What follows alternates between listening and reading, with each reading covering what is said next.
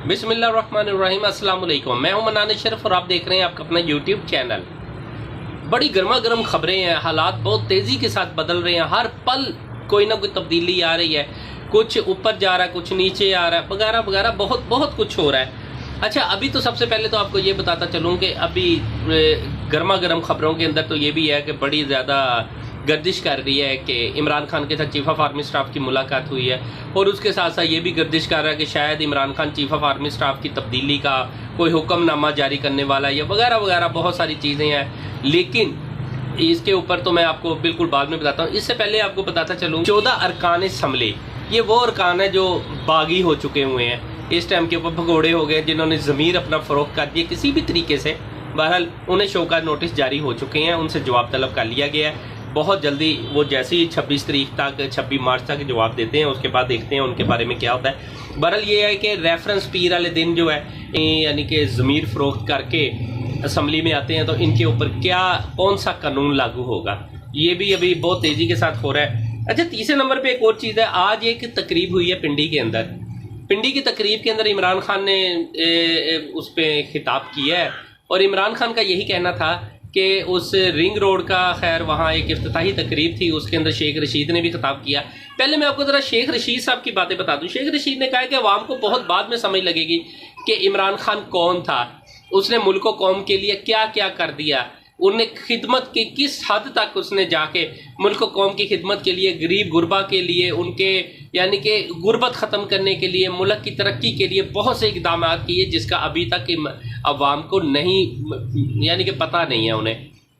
अच्छा, एक और चीज़ है, जब कोई भी हुकूमत को काम कर रही होती है ना, ख्वाह वो इमरान खान ही है, उसका समर पहुँचते पहुँचते ज़रा टाइम लगता है। इसलिए देखें, इमरान खान ने बहुत सारा काम कर लिया अब तक। सबसे बड़ी बात है कि आपको हेल्थ कार्ड जारी हो गया है। हेल्थ कार्ड के अंदर बहुत से लोग छोड़ देंगे अगर आपने नहीं फ़ायदा लिया, लेकिन जिन लोगों ने फ़ायदा लिया वो तो दुआएं दे रहे हैं ना। इसी तरह जिन लोगों को आपको 14,000 नहीं मिल रहा, लेकिन जिन लोगों को 14,000 रुपया मिल रहा है वो तो दुआएं दे रहे हैं ना।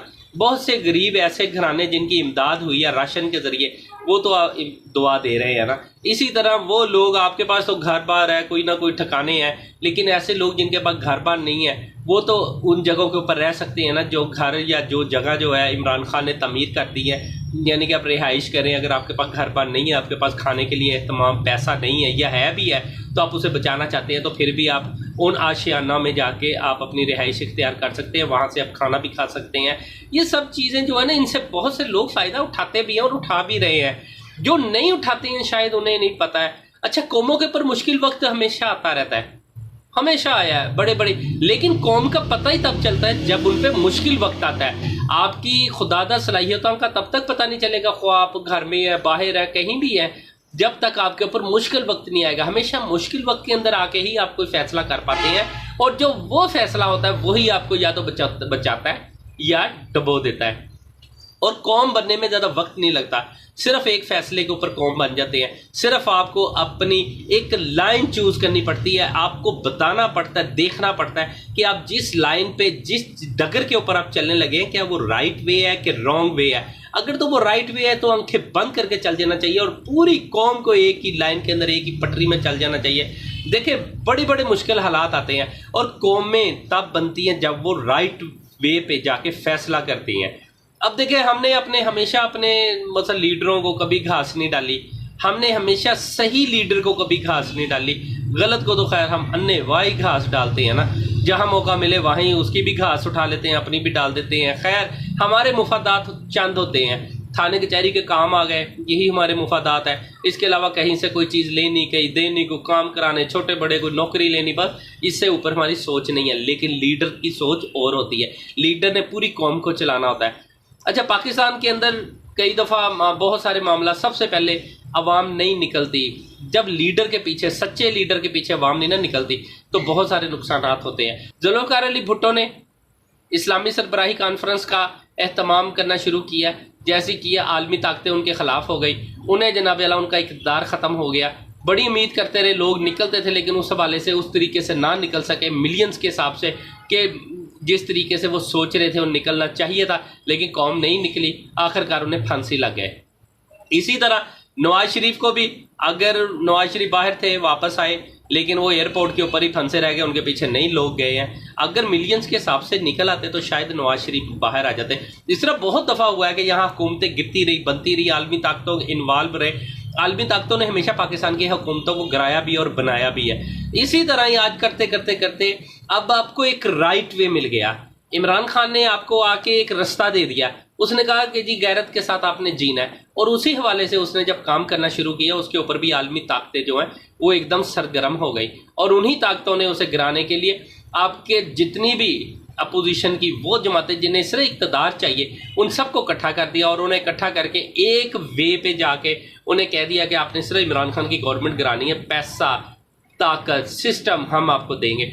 آج جو پی ٹی آئی کے لوگ ہیں ان کے ضمیر خریدے جا رہے ہیں, وہ اس کی وجہ کیا ہے؟ اس کی وجہ یہی ہے کہ پی ٹی آئی کے لوگوں کے ضمیر خرید کے گورنمنٹ گرانے کی کوشش کی جا رہی ہے. لیکن اب دور بدل گیا. پہلے چھانگا مانگا کی اپوزیشن میں اچھا یہ چیز ضرور ہوتی تھی کہ نون لیگ یا مثلا ان کے پیپلز پارٹی کوئی بھی جب ضمیر خریدے جاتے تھے تب یہ شور نہیں ہوتا تھا, باہر کسی کو نہیں پتا ہوتا تھا کہ یار ضمیر خریدے جا رہے ہیں, یہ ضمیر بکاؤ لوگ ہیں, انہوں نے جناب پیسہ پکڑ لیا, یا انہوں نے کوئی مفاد پکڑ لی, یا انہوں نے ٹکٹ کس بیس پہ دی, یا ان کی وجہ سے گورنمنٹ گر گئی. ایسی باتیں باہر نہیں نکلتی ہوتی تھی کیونکہ کوئی نکالتا نہیں ہوتا تھا. لیکن اب باتیں رکتی نہیں ہیں کیونکہ سوشل میڈیا کا دور ہے. اور عمران خان کا بھی یہی کہنا, آج جو تقریب ہوئی ہے اس کے اندر بھی عمران خان نے یہی کہا تھا. اس نے کہا تھا کہ اب سوشل میڈیا کا دور ہے, عوامی غضب سے نہیں بچ سکتے. یہ جو ضمیر فروش لوگ ہیں انہوں نے جب بھی حلقے میں جانا ہے انہیں سامنا کرنا پڑنا ہے عوام کا, اور جیسے یہ عوام کا سامنا کریں گے تب پتہ چلے گا کہ انہوں نے کتنا بڑا قومی جرم کر دیا. اگر آپ نے بکنا ہی ہے ٹھیک ہے, آپ ریزائن دیں, استعفیٰ دے کے باقاعدہ اس جماعت کے ساتھ پاس سے ٹکٹ لیں اور اس کے اوپر فائٹ کریں, جیتیں, جیت کے آگے ان کے پینل میں آگے بیٹھ جائیں.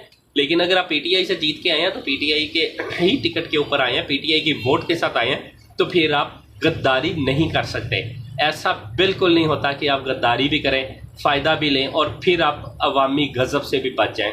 بالکل ایسا نہیں. آج دیکھیں نا راجہ ریاض کے ساتھ جو کچھ ہو رہا ہے, کبھی سوچ بھی نہیں سکتے کہ راجہ ریاض کی اتنی انسلٹ ہو جائے گی, اس قدر اس کے خلاف ریئیکشن آئے گا. باقی جو ہے جتنے بھی ایم این اے ہیں ان کے خلاف بھی بڑا شدید عوامی ریئیکشن آ رہا ہے. ابھی تو وہ حلقوں میں گئے نہیں ہیں, ابھی تو وہ صرف چھپ چھپا کے بیٹھے ہوئے ہیں, یعنی کہ ادھر سندھ ہاؤس اسلام آباد میں. جب وہ حلقوں میں نکلیں گے نا پتہ تو تب چلے گا کہ عوامی غضب ہوتا گیا. اچھا, لوگوں کے لیے یہ بہت ضروری ہے. آپ کو بتاؤں کہ عمران خان کے بارے میں لوگ یہ کہہ رہے ہیں کہ جی بس عدم اعتماد کامیاب ہو جانی ہے, اس کے بعد جناب چل سو چالو, عمران خان چپ کر کے بوری بسرا اٹھائے گا اور اپن نکالا چلا جائے گا, اپنے گھر جا کے سو جائے گا, بس اس وقت ٹھیک چل پڑا ہے. باقی 9 جماعتوں نے اپنے اپنے عہدے تقسیم کر لیے. اچھا, اس سے پہلے ایک بات اور بتاتے چلوں. ایک کیک ہوتا ہے, آپ نے کیک رکھ لیا درمیان میں, اس کے 9 حصے کرنے ہیں. اب جو کٹنگ کرنے والا ہے ہو سکتا ہے اس کی چھری صحیح طریقے سے چلے نہ, کسی کو زیادہ کیک مل جائے, کسی کو کم مل جائے, یہاں بھی آ کے لڑائی ہونی. 9 جماعتوں نے اقتدار سنبھالنا ہے. 9 جماعتوں نے اقتدار. دیکھیں جو صدر بن جائے گا وہ صدر کے سیٹ اپ کے اندر جا کے اپنے مفادات لینا شروع کر دے گا. جو وزیر اعظم بن جائے گا وہ وزیر اعظم کے مفادات لینا. عوام کو آنکھیں کھولنا پڑے گی, دیکھنا پڑے گی, سوچنا پڑے گا کہ ہو کیا رہا ہے. اگر 9 جماعتیں اقتدار پہ بیٹھتی ہیں, گورنر کسی کا ہوگا, سی ایم کسی کا, وزیر اعظم کسی جماعت کا, یہ وزیر کسی جماعت کا, کام کون کرے گا, کس طریقے سے کرے گا. صدر کہے گا میں یہ نہیں کر سکتا تو وزیر اعظم کہے گا میں یہ نہیں کر سکتا, گورنر کہے گا بھائی جی میں آپ سب کی نہیں مانتا, میں اپنی مرضی سے چلوں گا. عوام کو چاہیے کہ پوری طرح وہ عمران خان کے ساتھ کھڑی ہو, پورا پریشر دیں.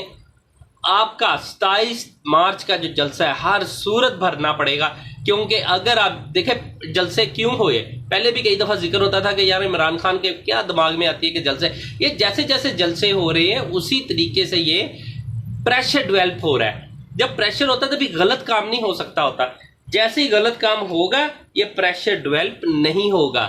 سب سے بڑی بات ہے کہ اگر پریشر ڈیولپ کرنا ہے, اگر پریشر دینا ہے تو اس کے لیے آپ کو جلسوں میں آنا پڑے گا. اور جلسوں میں آنے کے لیے ضروری ہے کہ 27 مارچ کا جو جلسہ ہے, لاسٹ جلسہ ہے, بہت ہی اہم ہے, بہت ہی زیادہ اہم ہے. اس کے لیے ضروری ہے آپ کا اسلام آباد میں ملینز کے حساب سے اگر 10 لاکھ سے اوپر لوگ اکٹھے ہو جاتے ہیں, ایک تاریخی جلسہ بن جاتا ہے, وہ بہت کچھ تبدیل کر دے گا, بہت کچھ تبدیل کر دے گا. میں آپ کو بار بار کہہ رہا ہوں کہ بہت کچھ تبدیل ہو رہا ہے اور بہت کچھ تبدیل ہو جائے گا.